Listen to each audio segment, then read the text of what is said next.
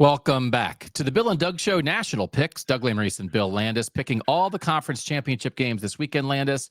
That is 4 in the Power Conference, although we made our Ohio State-Indiana pick on our Ohio State-Indiana big game breakdown. You can go watch that. That went out Thursday. Everything else is coming here. This is ACC, SEC, Big 12, and then it's the group of 6, but there's only 2 teams in the Pac-12, so they're not playing each other for a third time this year in a fake championship game. So there's 5 championship games. We're going to run through all of those, and I caught up to you a little bit. You're still way ahead of me for the year, but as I was just saying, I caught up to you for the wrong reasons last week when we picked 14 games total. Yeah, I got loose with it last week. I didn't necessarily pick on what I thought would happen, but what I wanted to happen, and then what I wanted to happen did not happen. So here we are.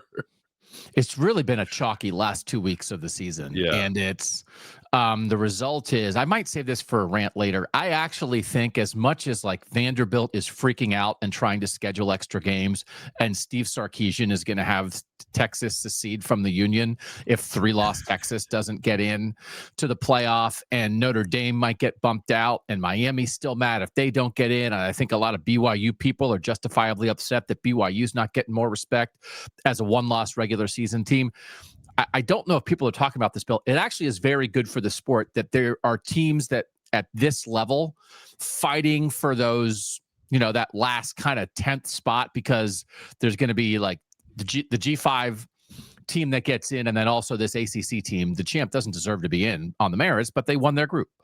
Anyway, there's pretty good teams with pretty good records fighting and being mad about the last spot, as opposed to the idea, which I think some people were worried about, and the expanded playoff, that we'd be looking around going like, who are we putting in? Is there even a team that's the number 9 team in the country that is worthy of playing anybody? And we're not there, because you watch Vanderbilt play. They don't have any good wins, but they have an exciting quarterback, and they're a pretty good team. They have an efficient offense. You watch BYU play. They're a good football team. You watch Texas when they're on. They're a good team. Like, we can acknowledge this. Miami's a good team. Notre Dame's a good team. I think we would like to remind ourselves that good teams being left out at this level is good for the sport. It is not ruining college football. Like Kevin Clark and ESPN, he's a Miami fan. He's an ESPN NFL guy. He's just whining his way on to Feinbaum day after day. Whine. And you might be an expert in one thing, and then you are a whiny fan.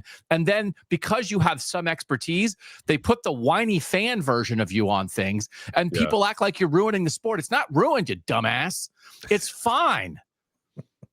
This is good. It's ruined if you expand the playoff and you're looking around going like, well, which 7-5 team do you think we're going to take? That's how you ruin it. Good teams getting left out is what college football is based on. That's what everybody wants. So chill out, whiny fans. I actually had not thought of that. Well, like it is just a different version of good teams being left out, but we still have that, right? That's people were worried that the soul of college football would be lost when we expanded the playoff. It's like, no, that still happens. Great.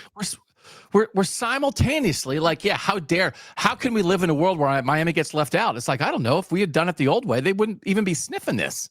They'd been like, well, they lost to Louisville. They're not even if they would have one loss, they wouldn't have been getting in. They'd be going to the Outback Bowl. They're in the mix. They're in the mix at 10-2, but they don't deserve anything, but they might get in anyway. So God, people chill out about ruining the sport. The ball on the field is good. God, people are so whiny. Do you want to make picks? Yeah, let's do it. 4 games. So again, go to our Ohio State Indiana Big Ten Championship big game breakdown preview show on Thursday to get your Ohio State Indiana pick there. What we are picking here is, so there are 9 overall conference championship games. There are 4 on Friday. There are 5 on Saturday. We're going to start with the Friday games, and we're going to start with Conference USA. It's Kennesaw State at Jacksonville State. Jacksonville State at home is getting 2.5. This is Friday night at 7 p.m. They're both 7-1 in Conference USA. Overall, Kennesaw State is 9-3. Jacksonville State is 8-4. Kennesaw State, one of their losses to Indiana. So if you think, Indiana didn't play anybody, it's like, well, Indiana boat raced Kennesaw State, and Kennesaw State made its conference championship game, Bill. That's right. Another one of Kennesaw State's losses is to Jacksonville State. Yes. That is correct. So there's a bunch of rematches here. in conference championship weekend, which is interesting. It was 35-26. Jacksonville State beat Kennesaw State this season. Kennesaw State lost 56-9 to Indiana. They lost 10-9 to Wake Forest. Those are the three Kennesaw State. Two first-year head coaches. This was a controversy for a lot of people who love this level of college football a year ago. Brian Bohannon, who had been the only head coach in the history of Kennesaw State because they only started football in 2015.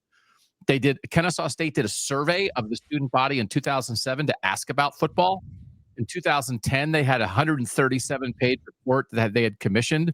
Should we start a football team? The commission said yes. So they started football in 2015, and Brian Bohannon was the only head coach. They were 62-18 at the FCS level their first 7 seasons. They made the playoff a bunch of times, and then they started the transition to move up to FBS, and it went a little rough. And they went 2-10 last year, and they were like, "You're fired." Everybody was like, "What? The guy? He's literally is the founding father of Kennesaw State football," and they unceremoniously booted the guy out. I think then when they announced it, they said he resigned. And then he was like, "I didn't resign. I got fired." I didn't care at the time, so I didn't pay attention. But now that they're good, I kind of remember those type Chris Panini and those people who are Stephen Godfrey who follow this level of college football. They were outraged. Yeah, they were, but Kennesaw State vindicated in its decision because they're 9-3. They were 2-10, and now they're 9-3, and they're playing for a conference title. It's like, all right, sometimes you need somebody to get you there, and then you need somebody new to take you forward and elevate the program, and that's what Kennesaw State did.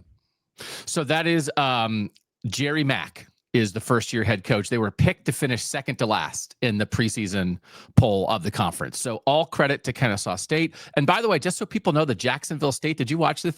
When they lost to Jacksonville State threw a Hail Mary at the end of the first half that bounced off 2 Kennesaw State guys, like at the 7-yard line and into the hands of a Jacksonville State guy who ran into the end zone. And then they faked the extra point and got a 2-point conversion. And so they were up 22-10. Jacksonville State was at the half in like a weird momentum swinging thing.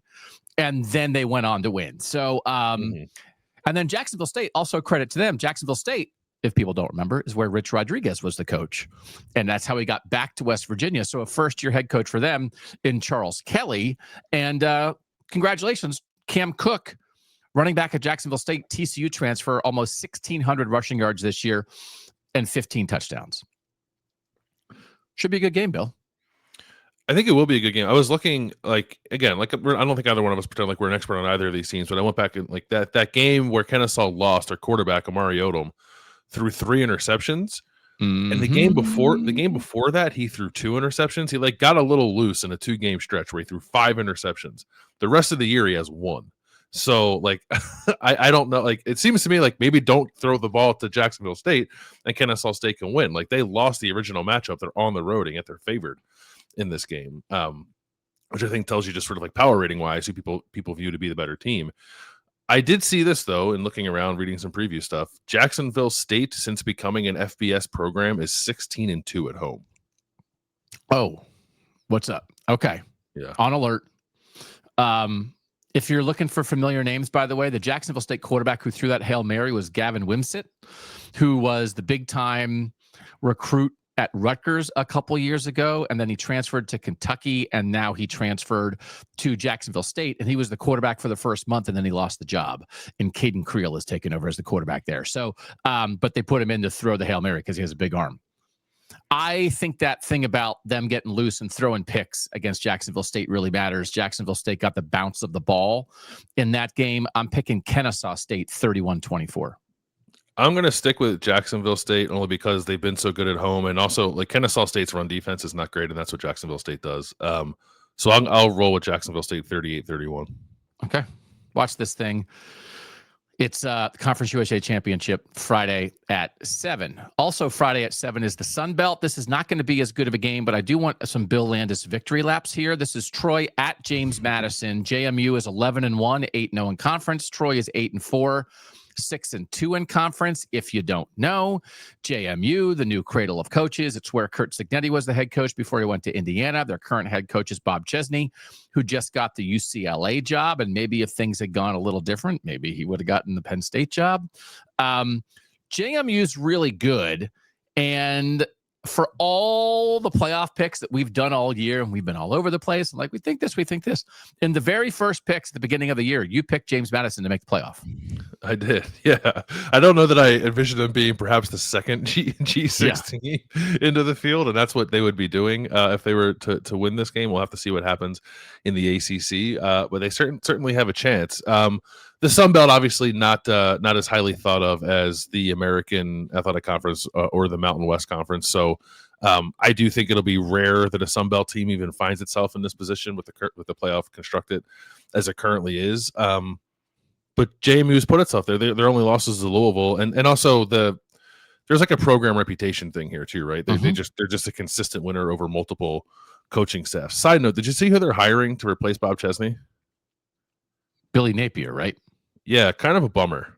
It's like they've made two awesome hires, like Signetti, Riser from Holy Cross, and like Billy Napier was good in the Sun Belt before. That's why he got the Florida job. But like, I think it kind of stinks to basically catch a falling coach if you're James Madison. Oh yeah, because they've been as good at what they did in terms of identifying talent, overlooked coaching talent on the way up, and to then just give into this. Last time this happened, when Jim McElwain got fired at Florida and then got the Central Michigan job, and he went 33-36 in 6 years and let Connor Stallions on the sideline. So like maybe or whatever, I don't know if it was him, but so yeah, no, I agree with that. I mean, best of luck to JMU, but yeah, kind of giving up their roots. Signetti was so good there. Signetti, the first 3 years he was there, they made the FCS semifinals all 3 years. They made the championship game 1 year, never won a title. Then they moved up to FBS, and he was 19-5 in his 2 years. And Bob Chesney has been there 2 years at the FBS level. He's 20-5. So it's like, okay, like you said, like a real foundation of winning for JMU. And this is a huge spread going into the year. JMU was picked in the conference preseason poll to win its division. Troy was picked 6th out of 7 in its division and is here at 8-4, 6-2 in the conference. Can I just say 2 names to you before we make our picks? Goose Crowder started the season as the Troy quarterback. He got hurt and was replaced by Tucker Kilcrease, but now Goose Crowder is back and has started the last 3 games and looked really good the last 2 games. And his name is not actually Goose. His name is Will, but his nickname does in fact come from watching Top Gun. Yeah. And he loved the character Goose, and so his brother started calling him Goose. And I'm just going to say, if you're watching Top Gun and there's a chance that your brother might give you a nickname from the movie, please cross your fingers that it's Maverick or Iceman. Because if we were watching Iceman Crowder take on JMU in this game, I'm picking Troy. But I'm not picking Goose. No offense to Mr. Will Crowder. It is weird to watch that movie and then like, no, spoiler alert, pick the guy who dies. The sidekick who dies. Yeah. Like he's just riding in the back of the plane, right? Yeah. Iceman and Maverick got the sticks. They're shooting planes down. Goose is just like, I think he's over here, Maverick. That's the guy I want to be. So I went running my offense. I want the guy in the back. I want the guy in the sidecar. I'm sure Will Crowder is a wonderful guy, and he's played quarterback very well. And I do think it matters to them that they kind of hit a little bit of a lull in the middle of the year. They were doing okay for a while without Goose Crowder. They had a game. I think they had 2 straight losses where they scored like 10 and they got shut out. And I think Crowder came into the game where they got shut out. And then the last 2 games, they've actually, like, Crowder's put up like 350 passing yards a game, which means I actually think with Goose Crowder back, I actually think Troy has a chance to make it a little bit of a game. So it is a 23.5 point spread. I'm going to pick James Madison 34-20. Yeah, I think we're thinking similarly. JMU really does dominate this league. They had the Sun Belt Player of the Year, Defensive Player of the Year, Freshman of the Year, and Coach of the Year, and their average scoring margin in conference play was 42-15. The one thing I do wonder, and this can apply to another game too. So like Bob Chesney is going to UCLA. Are you going to get the best of JMU's roster because they would also like to go to Los Angeles? I bet that sounds fun. Like, are they really going to put it on this team? I think they could. I think it also might, like, it's going to be pretty cold, and it's supposed to snow at least part of the day in Harrisonburg, Virginia. So weather, I guess, like, could be a factor. I don't love the idea of a team coming out from Alabama and having to play when it's like 25 degrees and maybe snowing. So, but it does feel like a lot of points for a conference championship game. So I'll take JMU 38-17. 38-17. Okay. I like you with the weather forecast for Harrisonburg, Virginia. Much respect. Mm-hmm. We're probably got to pick up the pace a little bit. We just really did some research on Sun Belt Conference USA. We can't help ourselves. Yeah. American. I'm more interested in these games than I am like the major conference games. No, like the SEC championship game, you guys be like, I don't know. They're both mid. What's the score? Georgia, Alabama. Does anyone care? American, North Texas at Tulane. This is 8:00 Friday night. Tulane is getting 2.5 points. So North Texas is the favorite here.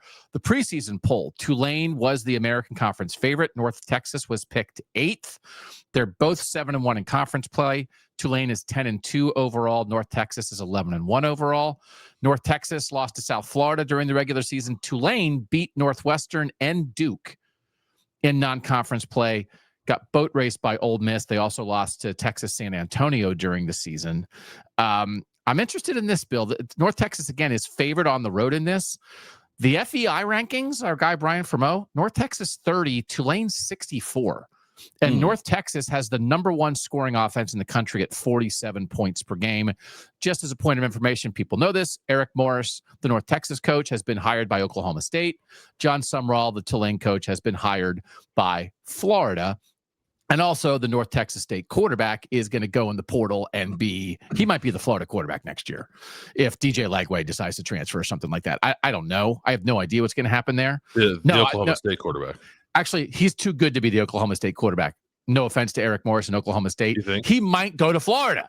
Like that actually could be like, that makes as much sense as anything, even though I got those things mixed up.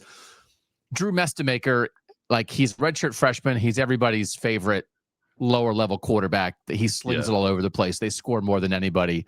I think people will have fun watching North Texas. I think they will too. It does kind of hit you a little weird that North Texas is favored on the road here against a team that has beaten 2 P4 opponents. But I think it could. You like try to figure out like which of these 2 head coaches like might be more distracted by their new jobs, and it kind of feels like maybe John Sumrall would be that guy at Florida. But they're both playing. I mean, this is for a playoff spot. The winner of this goes to the playoff.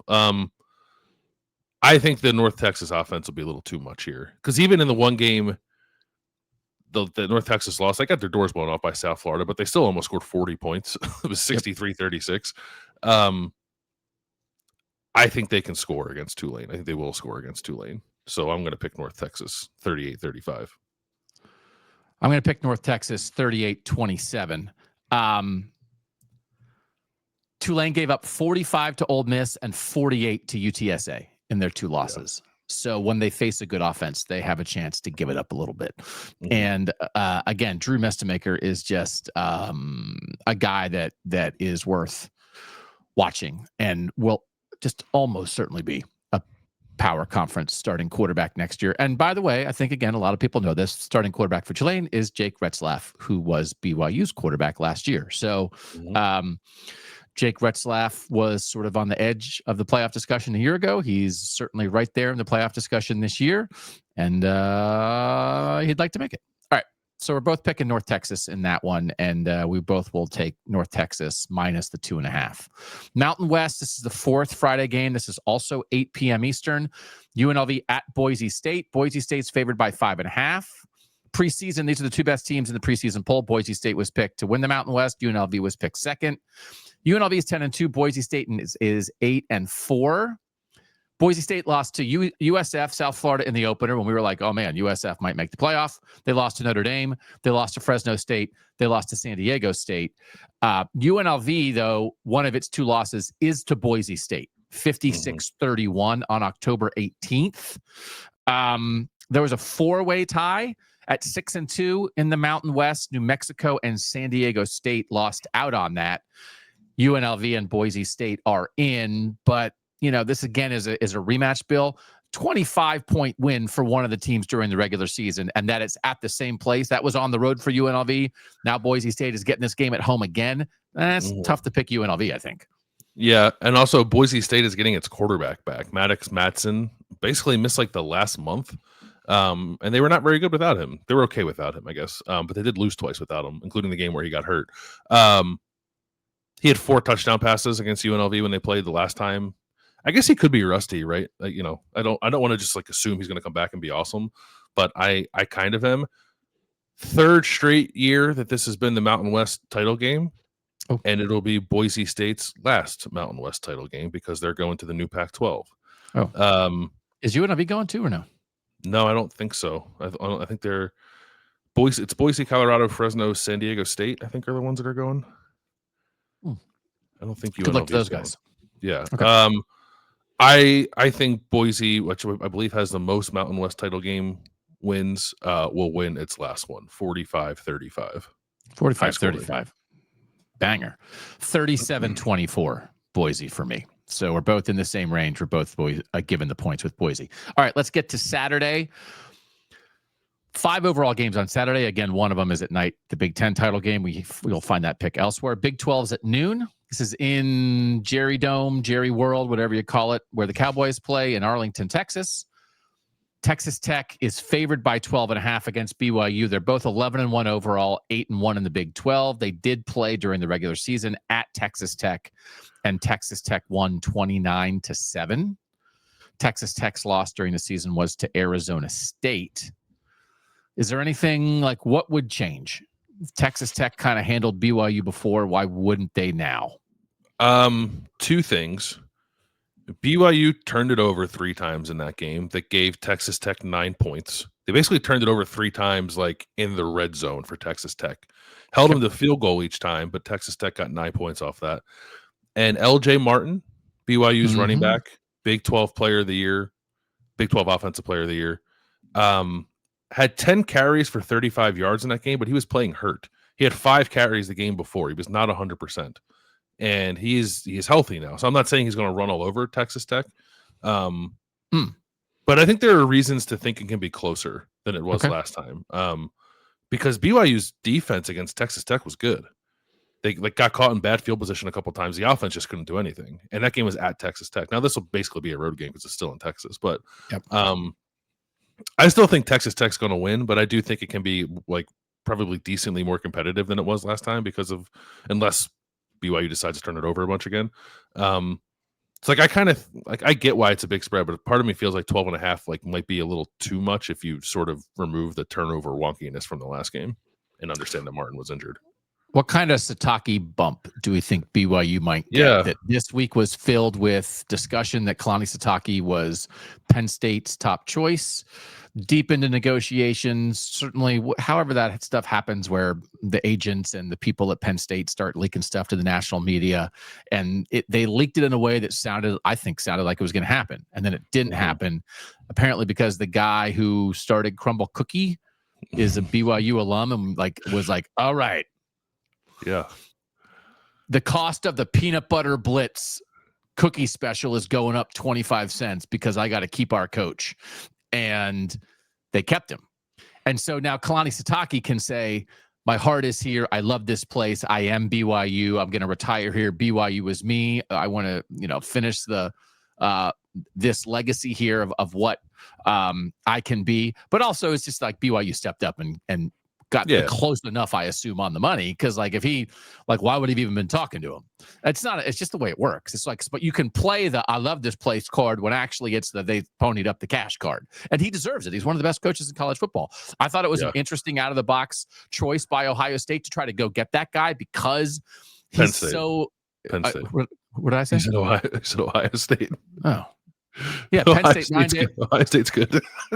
Ryan Day to Penn State, Kalani Sataki to Ohio State. So that Penn State tried to do that because he's so ingratiated there and he's never coached basically east of Utah. Yeah. And it's like how could we pull this guy away? And they tried, and it seems like they almost did it, but they didn't. So is this a rally around the Oh my God. Like, we're as good as anybody. We kept our coach from going to Penn State. He loves us. He turned down a shot at a blue blood to stay here. Rallying point? Or is it like, it was kind of a weird week? Weird week or rallying point?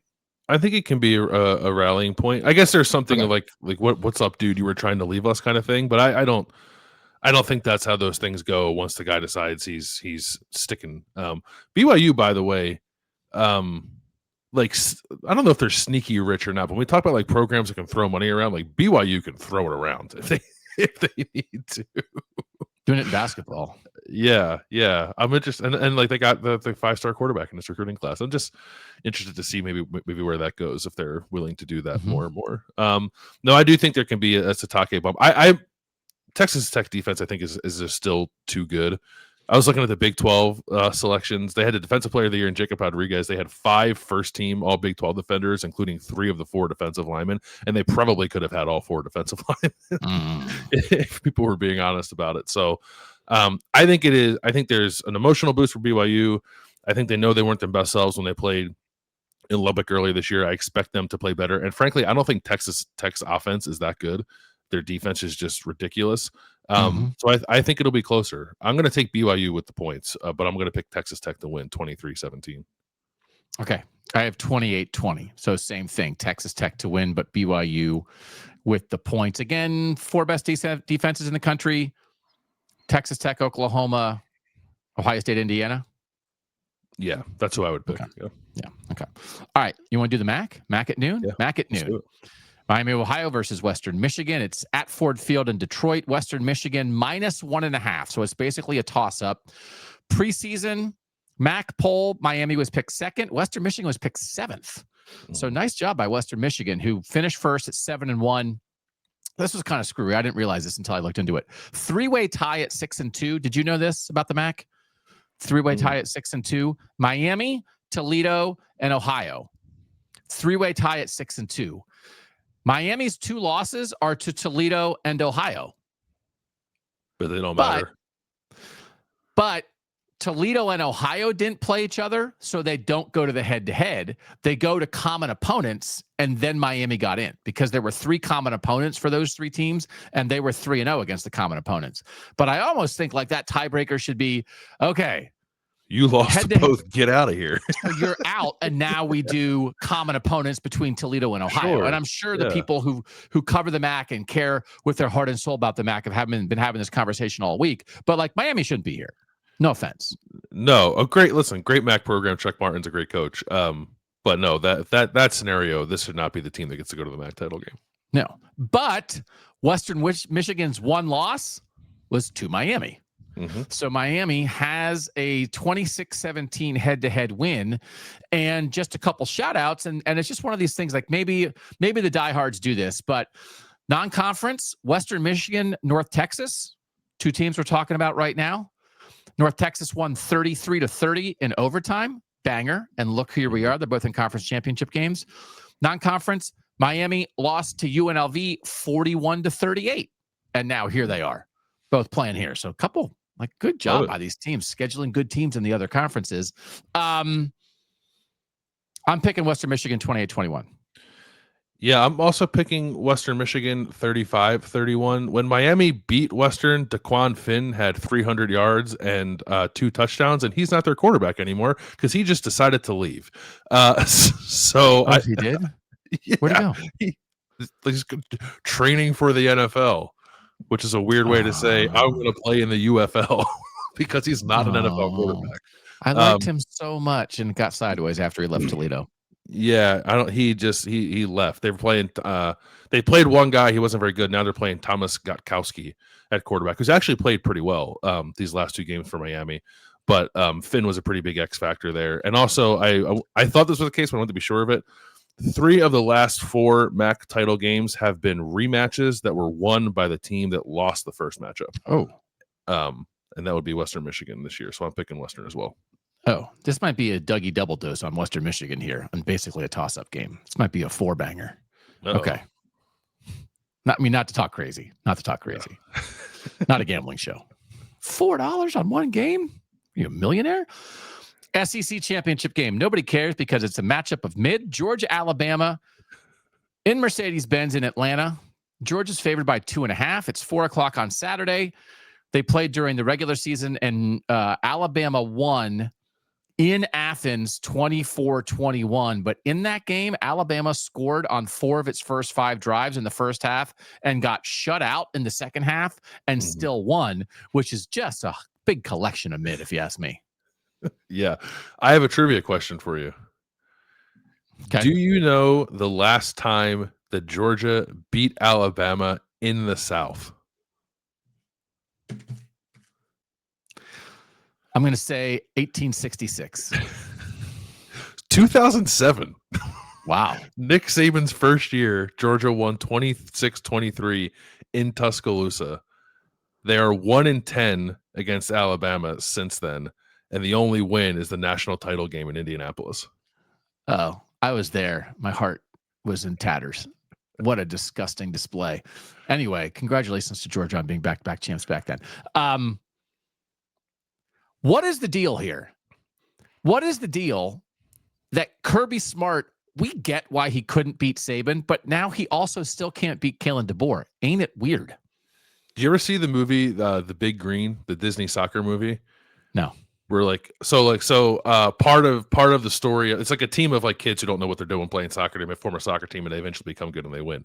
But the goalie has like these hallucinations. Like if they're playing a team called the Knights, when that team's on a breakaway, he just envisions like knights on horseback with swords charging at him, and then he just like cowers and they score a goal. And I think maybe when Kirby Smart looks on the other sideline and it's actually Kalen DeBoer standing there, he still thinks it's Nick Saban. Wow. Okay. That's a great theory. Yeah. Stop the hallucinations, Kirby. I'm picking Georgia.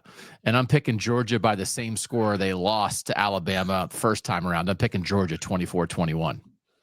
I'm picking Alabama 24-20 because that losing streak against Alabama is ridiculous. Okay. So let's get to the final evaluation here, and then we can talk about like what we think our picks mean then for the playoff. Okay. So the last one is the ACC. This is Saturday at 8:00 off against the Big Ten championship game. So literally no one will watch this except the moms and dads of the players for Duke and Virginia. We're sorry. We're sorry that the Big Ten is offering you the 8th 1-2 matchup in Ohio State history, the 3rd 1-2 matchup in the history of conference championship games. By the notes that Ohio State has shared this week, it is the 64th 1-2 matchup in the history of major college football. And it's Virginia versus Duke. And the conversation here is like, if Duke beats Virginia, college football as we know it will cease to exist. So the rating on this is going to be like a 0.4. So it's not to make fun of the ACC, but it is just to state facts about the ACC, that because Florida State and Clemson are dumpster fires this year, nobody cares about this conference. Not to be mean. Virginia's favored by 3.5. It's in Charlotte. It's Saturday night. I have Virginia 23-17. What do you have? I have Virginia 35-31. Virginia beat Duke 34-17 on November 15th and outgained Duke by almost 300 yards in that game. They will do so again because Duke stinks. Okay. Another team I had in the playoff, by the way. Another team you had in the playoff. But like you, I mean, I just want to say you have a bunch, like your playoff teams are at least in the conference championship game. So congratulations to you. True. That's true. So let's outline this for people a little bit as it relates to the group of 5 bid and the ACC. The deal is that the 5 highest ranked conference champs get in. That is what it is. We just always assume that it's going to be the 4 Power 4 conferences and then the highest ranked champ from the G6, even though there's really only 5 that have conference championship games. So that's our assumption, but that might not be the case this year. So just so people understand, North Texas and Tulane are both ranked right now. The winner of North Texas Tulane is making the playoff, correct? Correct. And we both picked North Texas. So we think North Texas will be in. Mm-hmm. Virginia is ranked. If Virginia wins the ACC, Virginia is making the playoff, correct? Yes. We both pick Virginia. So then that would be pretty normal and pretty clean, right? That ACC champ is lower ranked. It's not in the top 12. So it's going to be like Virginia, who's the number 15 team in the country, is in the playoff. But like, that's not an outrage or anything. It's fine. What happened with Clemson last year? Yeah. So like, it's fine. It's kind of no big deal. So if that's what happens, we are predicting Virginia and North Texas. Virginia would be the 11th seed in the playoff. North Texas would be the 12th seed, right? Mm-hmm. If Duke beats Virginia, that opens the door for JMU to make the playoff, because JMU is currently ranked and Duke is not. As long as Duke did not jump JMU in the rankings, the ACC champ then would not be in. JMU would be in as a second G5 champ, correct? Yeah, I mean, the thing we don't know is like who's 26th, right? We know that JMU is 25. They don't tell us who was also in the consideration. But there's simply no way that, because Duke has 5 losses, right? Yes. Duke with 5 losses was anywhere near James Madison.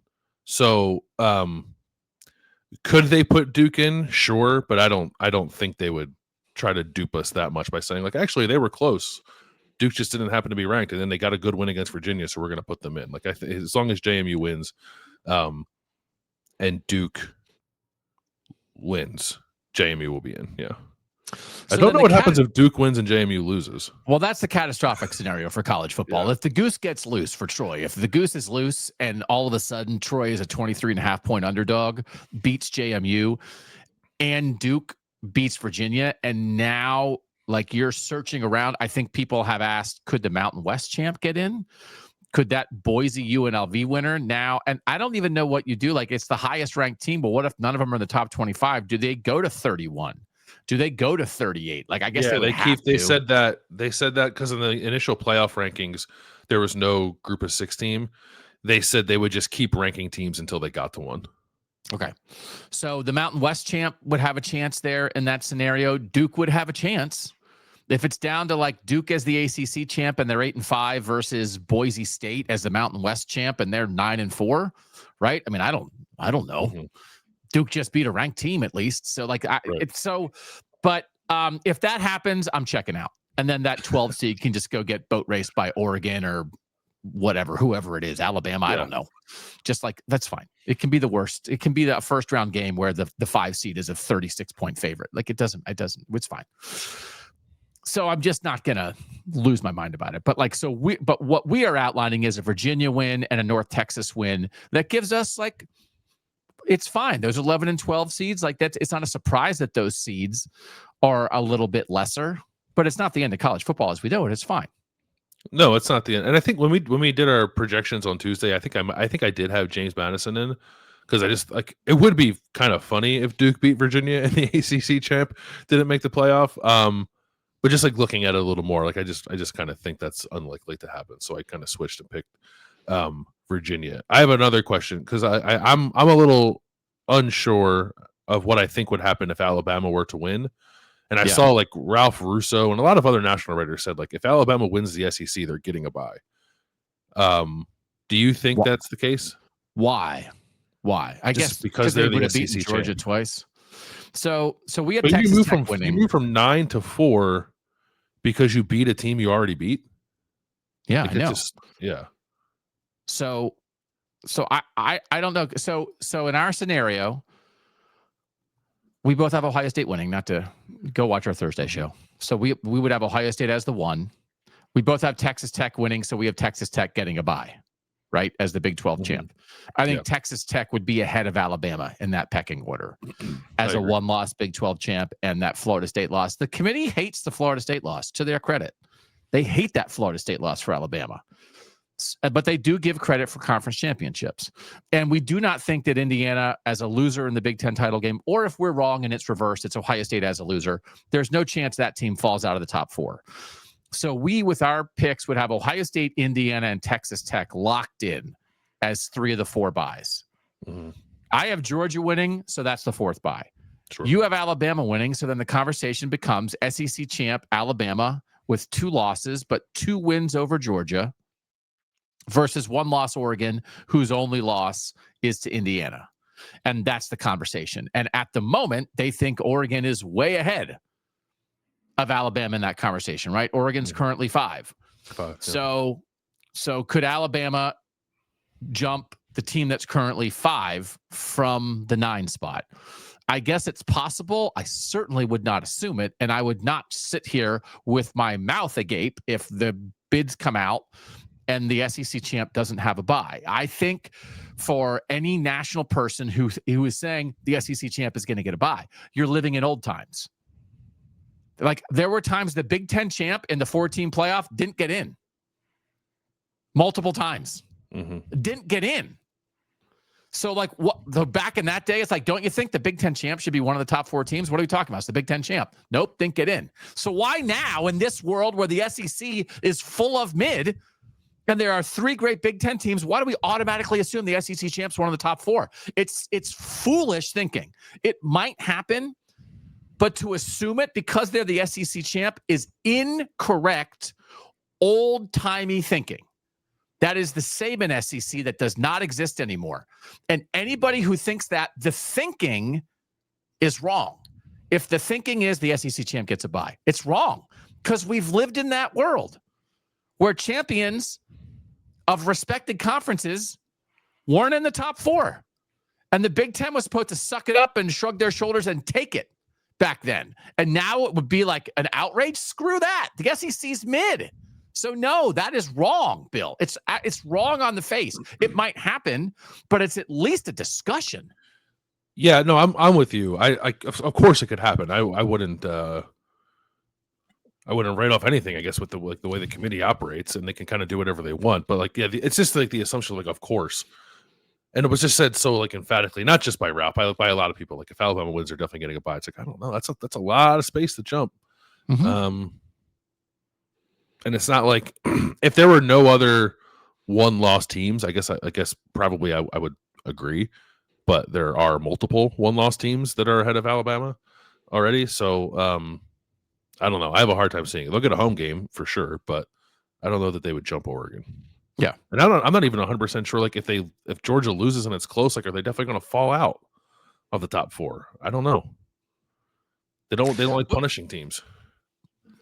Well, I mean, it's an interesting conversation because then Georgia would have 2 losses, Bama would have 2 losses, and Georgia's 2 losses would both beat Alabama. So you couldn't have Georgia ranked ahead of Alabama. I guess that's true. Yeah. So there's one thing to fall out, and there's one thing to be replaced.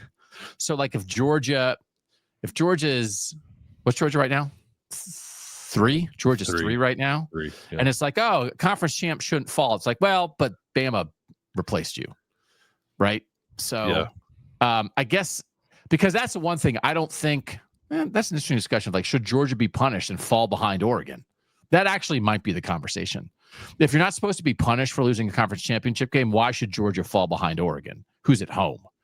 So then that's what gets Bama into the bye. So that's what gets Bama in, because then it's like, well, Georgia shouldn't fall behind Oregon, but Georgia can't be in ahead of Bama, so Bama replaces Georgia. So, like, if that's the thinking, but if the thinking is like, how dare they leave out the SEC champion? It's like, no, not that thinking. But, like, there's some convoluted, not even convoluted. I would understand that line of thinking. That's logical, I guess. Yeah. So, okay. Doing a post-game show Saturday? That is the plan. I had a nightmare that the Wi-Fi at the Big Ten title game wasn't great, but hopefully that was just a nightmare, not reality. Okay. We did some post-game shows from press boxes last year that worked out okay at our previous stop. I did a post-game show. We did a post-game show from the national championship game in Atlanta, and you were down on the field getting confetti in your beard, and I was sitting in the press box, right? Remember that? I do, yeah. So I did a post-game show from from New Orleans after Notre Dame beat Georgia. I did that sitting in the press box, and it worked out. So, like, I think we have a chance. I did one from the Rose Bowl, standing on the field. Yeah. Yeah. We might have done one did we do one from Big Ten Championship last year? I was there for Oregon, Penn State. Yeah, you went back to the hotel, and I stayed there. Okay. And I was, like, down on the concourse with, like, the field behind me. Yeah, you were down on the concourse. Yeah. So, like, we can figure it out. It'll be fine. So join us after Ohio State, Indiana, where we'll talk about everything that happened with Ohio State, Indiana, but we'll also run through, like, everything that happened in conference championship weekend and what we think it means for the playoff. But if you don't want to stay up that late, when you really need to join us is as soon as the playoffs are announced on Sunday. The minute that we have the 12, we'll go live right here on YouTube. So you can listen back on your podcast feed, but it's also a great reason to get subscribed to the YouTube feed, because we'll be talking about what the bracket means and how we think it's going to shake out. And then Monday, the plan is for Around the Shoe, which is our Monday show where we bring in 2 outside guests, normally from the Ohio State beat, to talk about everything in Ohio State football. We're going to have 2 national folks join us to talk about the playoff. So a little bit from an Ohio State perspective, but I think we'll talk about like who's your dark horse and like who has what's the best first round game and like all that kind of discussion. And that'll be a fun time on Monday. So you'll make sure you don't want to miss that either. And then all next week, we just keep doing what we're doing here on YouTube, here on the podcast feed, on our Substack, Bill and Doug OSU.substack.com. And now here in a little bit, we're going to get in our car and drive to Indianapolis. We are, yeah. And we'll watch some of these Friday night games. Yeah, sounds like a plan. All right. Thanks to you guys for letting us hang with you. We appreciate it. We'll talk to you soon. For now, he's Bill Landis. I'm Doug Lesmerises, and that was the Bill and Doug Show.